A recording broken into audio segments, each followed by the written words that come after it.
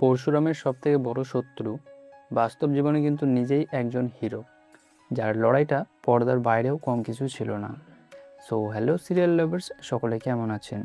আজকে আমরা কথা বলবো পরশুরাম আজকের নায়ক সিরিয়ালের সেই ভিলেন চরিত্রটাকে নিয়ে, যাকে দেখলেই দর্শকদের রক্ত গরম হয়ে ওঠে।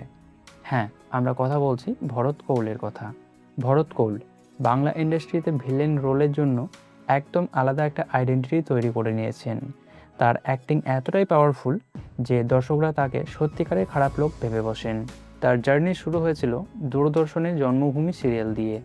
এখান থেকেই তিনি প্রথম পরিচিতি পান, আর তারপর আর তাকে পিছন ফিরে তাকাতে হয়নি। বাংলা সিনেমার অনেক বড় বড় ছবিতে তিনি কাজ করেছেন, যেমন জুলফিকার, ফাইটার, হিরোগিরি, অরুন্ধতী, বাদশাহী আংটি, লিস্টটা কিন্তু অনেক লম্বা। শুধু অ্যাক্টিং না, ভরত কৌল এখন West Bengal motion picture artist ফোরামের ভাইস প্রেসিডেন্টও বটে। সব্যসাচী চক্রবর্তী, অপরাজিতা আধ্যার মতো বড় নামের সাথে তিনি একই পজিশনে আছেন। এটা থেকেই বোঝা যায় ইন্ডাস্ট্রিতে তার রেসপেক্ট কতটা। তার পার্সোনাল লাইফও একটা স্ট্রাগলের গল্প। তার প্রথম বিয়েটা টেকেনি, কিন্তু 2015 সালে তিনি জয়শ্রী মুখার্জিকে বিয়ে করেন, আর তাদের একটা কন্যা সন্তানও আছে, যার নাম আরিয়া কৌল। তো এই হলো পরশুরামের সেই ভয়ঙ্কর ভিলেন ভরত কৌলের আসল গল্প।